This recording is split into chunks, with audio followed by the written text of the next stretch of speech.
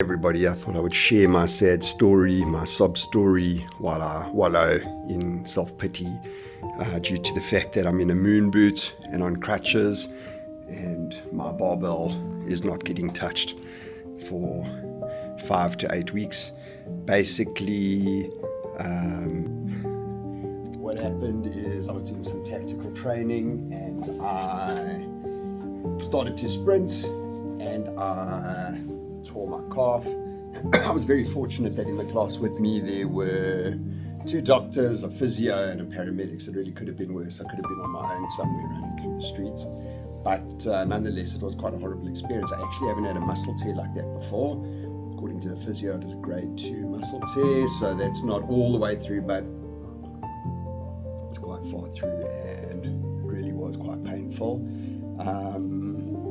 To stick it on ice, went to see the doctor the next day, said I can't put any pressure on it at all, which is miserable for me aside from losing 2 weeks worth of work immediately that was scheduled.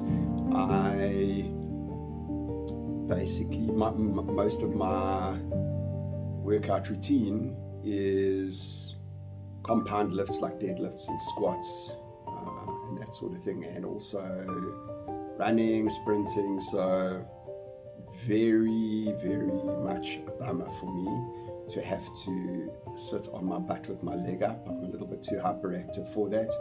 And reposition my little footrest here.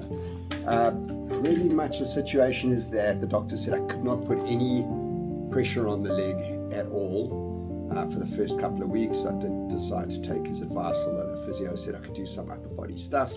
I went to the physio, he did the scan, and then I went to basically the doctor because I had to fly for work. There was something called a DVT that you can get if you fly with something that's bleeding, and the doctor couldn't give me meds to stop the bleeding because it would have caused a disaster in my leg. Anyway, so I was trying to look at what can I do while I'm down, because I hate not exercising. It's quite an addiction of mine. I have got a chin-up bar above my back door, so I could get carefully up onto a step after a week and I could get up onto the chin-up bar and do some exercises there. I did try to go to a gym which is also suited more for powerlifting and that sort of thing. They did have a machine that I could use to do machine pull-ups, but it was actually, funnily enough, still putting pressure on my leg, and I did a good session, about 45 minutes, but it wasn't really my thing. And then I went to a more commercial gym. Normally I'm not a huge fan, but it's not my preference to use the pin machines for compound movements, but I used a seated chest press. It was actually very good. I used a seated chest supported row machine. It was very good, and at least I could do something. So I'm still trying to figure out a little bit about what I can do. Basically, I think that it was quite an insight for me because I'm very fortunate my body works the way it's supposed to.